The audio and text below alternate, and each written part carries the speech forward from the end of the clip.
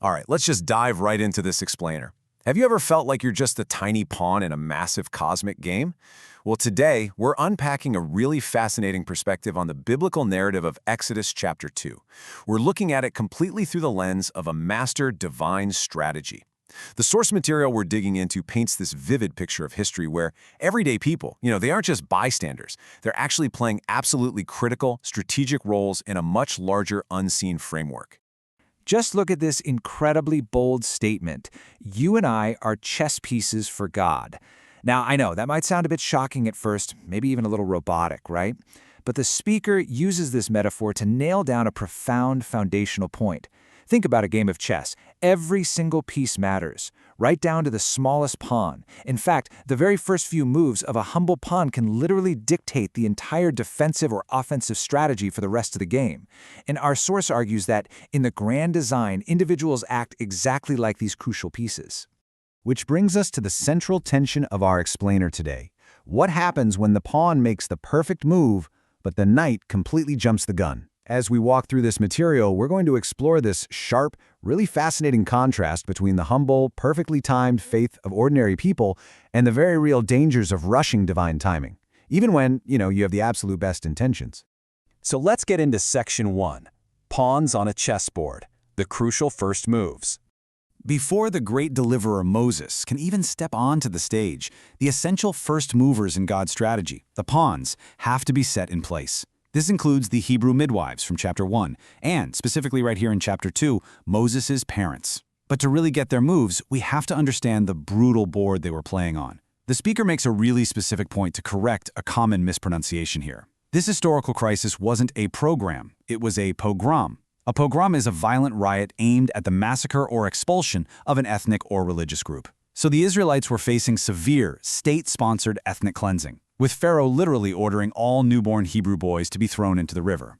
So how in the world do you respond to that level of existential threat? Well, the source emphasizes that in a crisis, true faith is the defining trait. And it's super interesting because the speaker links the anxieties of this ancient biblical crisis to our own modern-day worries. Think about pandemics, health risks, strict government SOPs. The core takeaway here is that what really defines individuals during terrifying times isn't physical strength. It's not even clever resourcefulness. It's faith. Moses' parents defied the king's command and hid their child for 3 months, not because they were just totally fearless, but because they acted purely on faith. Moving on to Section 2, Divine Irony at the River, the Perfect Reversal. Let's look at how this builds in the actual physical text of Exodus 2. The text reveals the incredibly careful placement of the ark, and the speaker's really keen to clear up a picturesque misconception here. I hate to ruin those cute Sunday school flannel graphs for you, but the basket wasn't just casually floating down the middle of the raging Nile, just adrift on the currents. No way. The text explicitly says she laid it in the flags, or the reeds, by the river's brink. It was a calculated, faithful placement, put exactly where Pharaoh's daughter would eventually come down to wash. And this just brilliantly illustrates the supreme irony of the whole narrative. On one hand, you've got Pharaoh's decree, cast the Hebrew boys into the river to destroy them. But on the other hand, you have God's providence. The very river meant for Moses' destruction becomes the exact vehicle for his salvation. Pharaoh's plan is completely subverted when his own daughter saves the Hebrew deliverer. And to top the whole thing off, she actually ends up paying Moses' own mother wages to nurse him. I mean, think about that for a second. Pharaoh's own household pays to raise the architect of his ultimate defeat. That brings us to Section 3, Rushing the Deliverance, the Blundered Move. Fast forward to Moses' adulthood, and we get to see what happens when a major piece on the board tries to make a move at the wrong time. Moses recognizes his calling, sure, but he steps completely outside the divine plan, and it results in a huge, blundered move. He was raised as an Egyptian prince, highly educated in all their wisdom, yet he still retained his core Hebrew identity. And according to Acts 7, which the source brings into the analysis here, Moses actually sensed his calling as a deliverer pretty early on. He had the knowledge, he had the understanding of his life's purpose. What he severely lacked, though, was the wisdom of timing. Let's just trace this fast-paced sequence to see how incredibly quickly things unravel. Day 1, Moses leaves the palace, he sees the oppression of his brethren, and he immediately takes matters into his own hands by slaying an Egyptian taskmaster. He fully expects his fellow Israelites to instantly recognize him as their God-sent deliverer. But then, fast forward to day 2, he tries to intervene in a dispute between two Hebrews, and they flat out reject him. They question who made him a prince and a judge over them. So instead of sparking this grand deliverance, Moses' forced action just sparks a massive panic. Grounding this back in the text, you can see the exact moment Moses realizes his vigilante action is public knowledge. Pharaoh is now seeking to slay him, and the would-be deliverer has to run for his life from the face of Pharaoh, going to dwell in the wilderness of Midian. One hasty move, just one blundered attempt to rush the strategy, and his entire position on the board is totally reset. Which takes us to Section 4, the wilderness waiting game, the long game.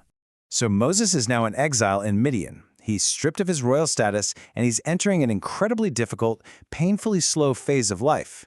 This is the waiting game. It's the long game on the divine chessboard. During this long wait by a well, Moses meets and marries Zipporah.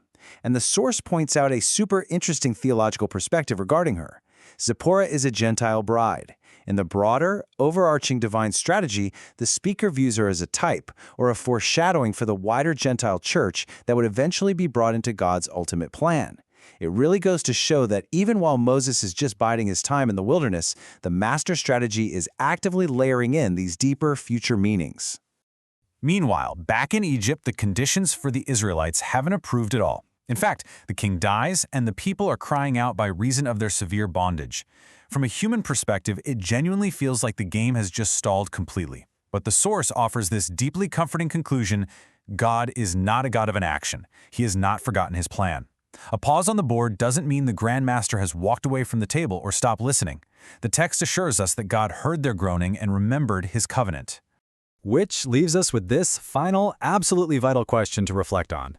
When the grand strategy pauses in your own life, do you have the faith to wait for the next move? It's pretty easy to have faith when the pieces are moving and the basket is being perfectly placed, right? But the source reminds us that it requires a much, much deeper trust to sit out there in the wilderness and wait patiently for the divine timing to finally be right. Thanks so much for joining me on this explainer. I really hope this breakdown gave you a fresh, exciting perspective on such a classic narrative.